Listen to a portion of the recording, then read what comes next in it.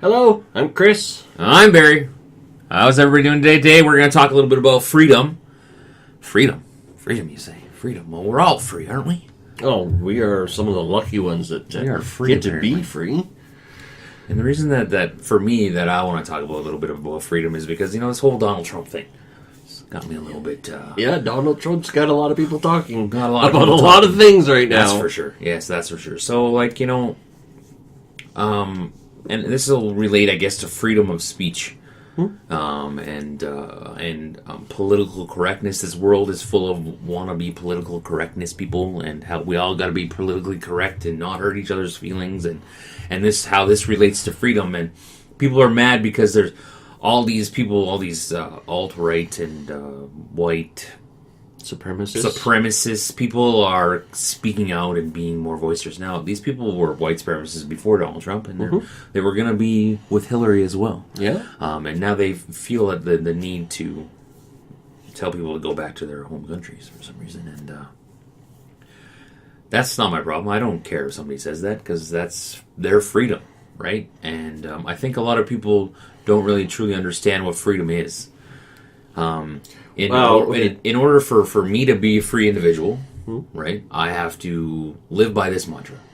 I can do whatever I want as long as I do no harm to another person. And to me, that means if I want to go call somebody an N-word or a fag, I can do that, because I don't think that.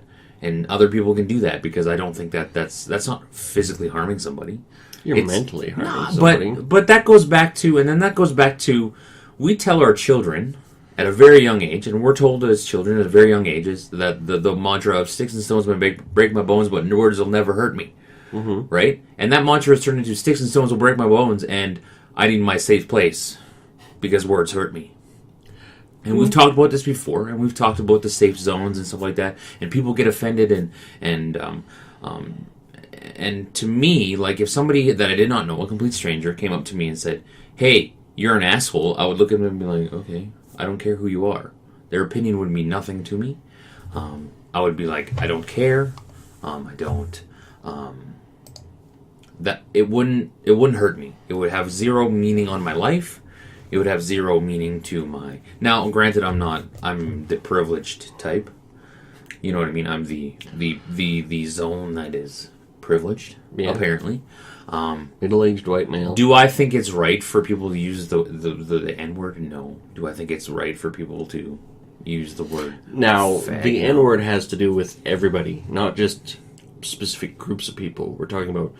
Am I incorrect in saying that? It's like you don't think anybody should. No, I don't even think. Yeah, when you see a couple of black guys go, "Hey, my," and I'm like, I think that's still they shouldn't be allowed to do that. I don't. That's our stance is that neither one of us think that the N-word should be used at all. But I don't think that. Like, okay, so we had an example of a person wearing a "Make America Great" hat again in a campus university here in Calgary, right? And from what I understand, that person was assaulted for wearing that hat.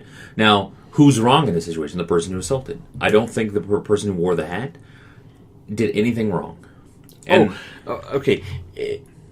If in that context, yes, I agree. But walking up to somebody and calling them an asshole is, or telling them to go back. I don't see. I think that's maybe not to be classified as assault, but it's ignorant.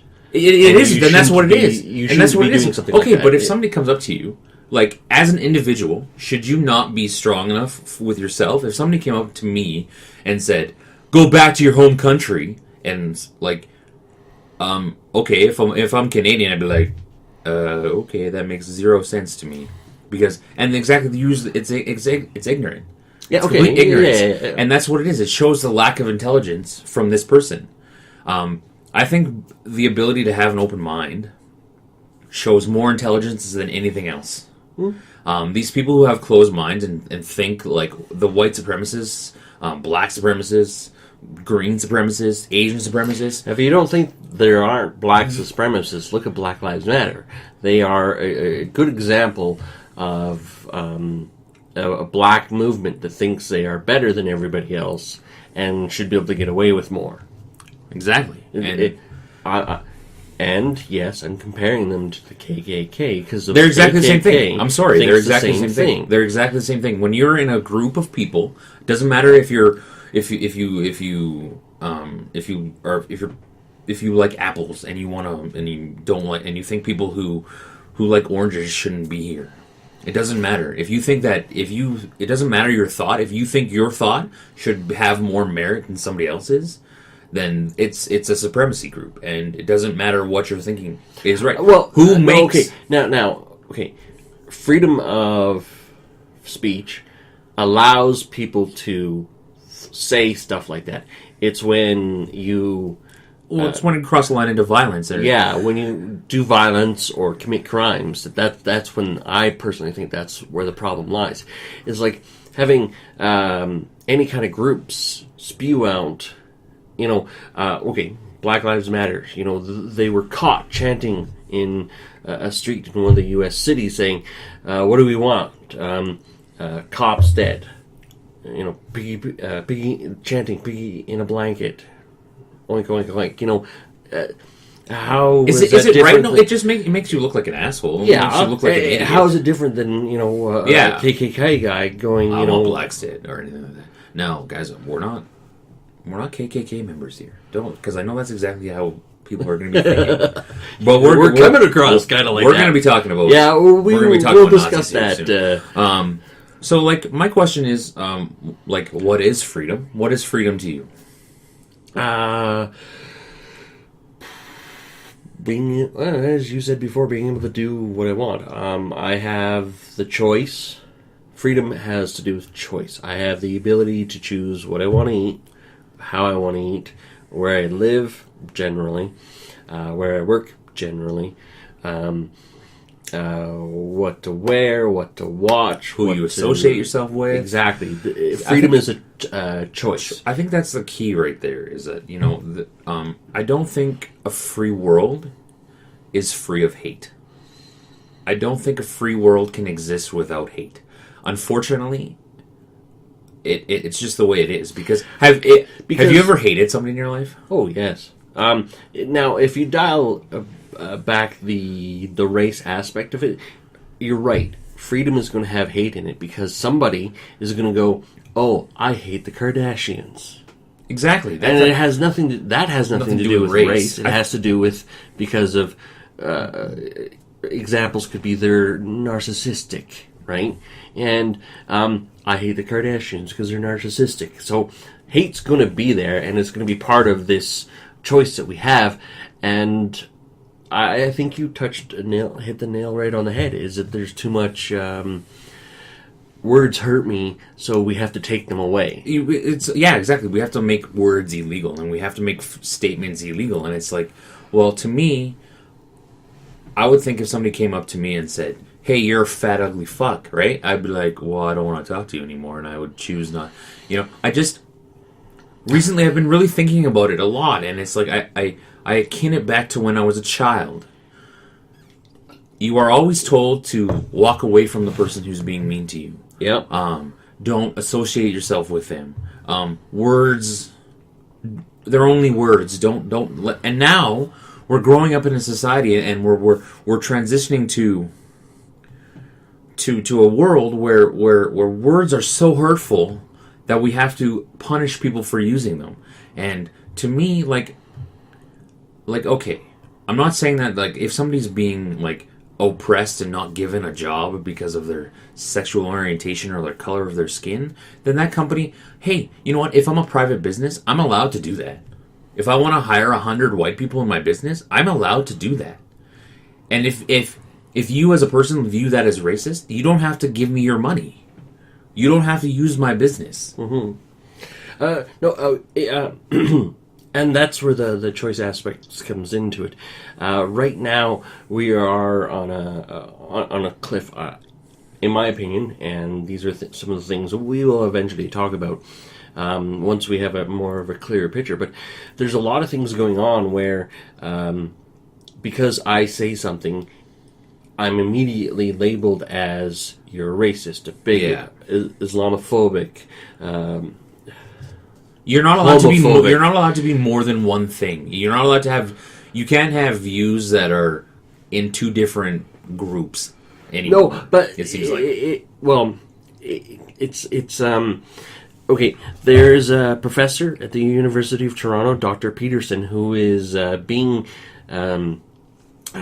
persecuted because he refuses to identify people by certain pronouns. And his point, I think, is a very valid point, is these people are forcing me to use words that I don't use. Like he and she and... Them. Oh, they want him to use that? Yeah. And he's like, no. And his point is, I'm being forced to use words that I don't use and society as a whole doesn't use. So... right now, my freedom is being oppressed, and as soon as we oppress one person's freedom, it's not long before all Where do we stop? That's the question. Is like, and if we take this away, is how everything starts in baby steps.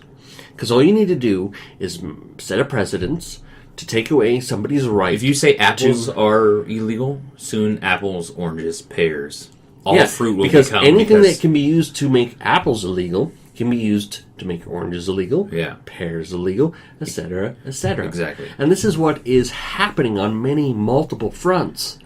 And whose guideline do we use for these words and phrases that hurt people? That is it's the thing. Like, we put people in power who are not capable of making these decisions. Like, you think Justin Trudeau and his group of minions are able to make a decision on what I believe is offensive and not, because I don't believe a lot is offensive. So, am I qualified? Of course not. I'm qualified to for myself. I'm qualified to know what I think is offensive. No, that's very true. That's it. And if you get and that's the thing. As society grows, for example, the pronouns for gender neutral people, those pronouns might become more prevalent in society, but until that point, if we as society choose to use them, then that's fine. We'll use them. You know, for example, the word "gay" 10 years ago used to have a double meaning. Mm-hmm. Okay, it's like fag. Doesn't fag in UK? Some people use it as it's cigarette. Actually the word for cigarette. So it's one of those things of, you know, it has to take place naturally in society. If you try to force it, one, society will fight back, and two, a lot of other things will be forced upon you. And so freedom has always been about choice. If I choose as a person to be an asshole, congratulations. You're not going to make. You're going to have to deal with it and just walk away. But if I choose to go, oh, I recognize what you're going through, and I choose to not be an asshole. And be sympathetic, you know. If you're going, you have to. I'm sorry. I'm gonna dig in my heels and go, no, I don't. I don't have to. I'm serious. If there's a business owner out there who owns a business and wants to, let them be racist, let them be homophobic, but then as a world, as a society, we have to show them that's unacceptable and not go to their business, not use their services, but. Now, this is where the government comes in, and this is where legislation comes in. We need to make it easy enough for competition to rise and to compete against these businesses. Yes. If we have a business that is a monopoly, like our energy companies, where we only have two, and they're both like a public thing, you know, and they're both operated through governments, and they were racist, we'd have no choice to use them. We need to be able to open the market and go. True. And now, because of the power of these little devices in our hands, social media, you can make it so a business will all of a sudden go, hey, tell this your business friends. is racist. Yeah, tell your friends. Don't go here. Don't be like this guy, you know, be like, hey, don't go, you can't shop here. You can't do this, yeah. It's more like boycott them because of this. This is why you use logic and reason. You know, it's very hard for us as humans to disassociate emotion from logic. And whenever a situation comes up, me as a person, I try to detach emotion from it.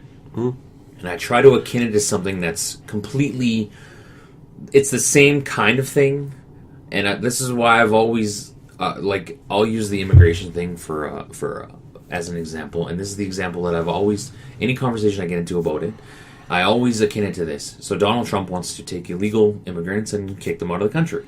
Okay, and I go like this, and people get mad about it. I go, okay, hold on, step back.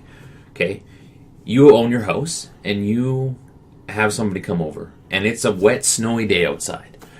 Person one comes in, doesn't take off their shoes, drags mud and water through your house.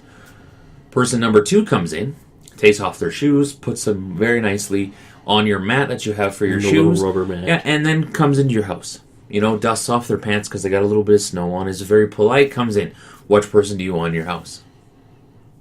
Most people would say the second person. Right? Mm-hmm. And you can akin that and put parallels to an immigrant. Yeah. You know what I mean? Because you have somebody, exactly the same thing. The illegal immigrant comes in with the dirty shoes. The clean immigrant, the legal immigrant comes in with the clean ones. And which one do you want in here? And so, I remember, in the grand scheme of things, immigration is about letting people into your country that you want. There's nothing saying you have to let everybody in. This is our house.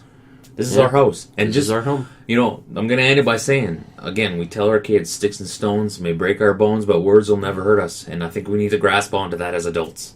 And to just really go back to that and go, these words aren't going to hurt me. Because they're not.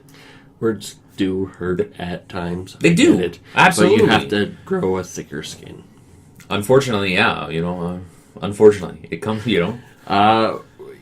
We touch base with some of the extremist elements that are out there. We are actually going to be delving a little deeper into it on Thursday.